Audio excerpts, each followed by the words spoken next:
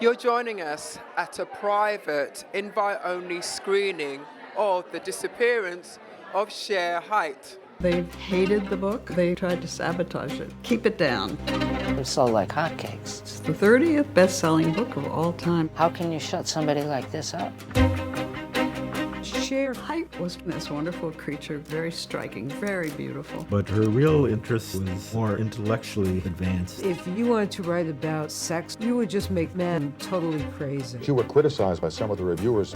What she says is always controversial. Tell us about this documentary film. Okay, I read the Height Report when I was 12 years old. Okay. I lived in a small town in Oregon. I wasn't getting a lot of information about sexuality at all, and the Height Report was like a magic portal into a whole world of female sexuality. And I carried all that knowledge with me, you know, of all these different women's experiences of their real sex lives for my whole life.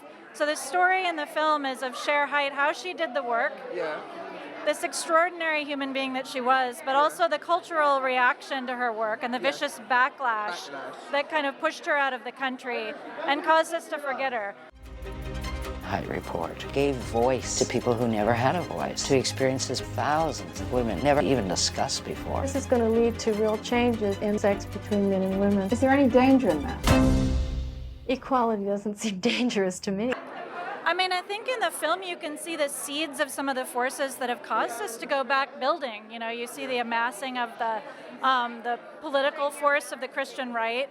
You see the weaponization of sexuality. Somebody like Share Height is just taught, you know, you can't speak out, you can't talk about those things, or the cost is going to be too high, you know? She just disappeared. There's a disappearance of feminist knowledge.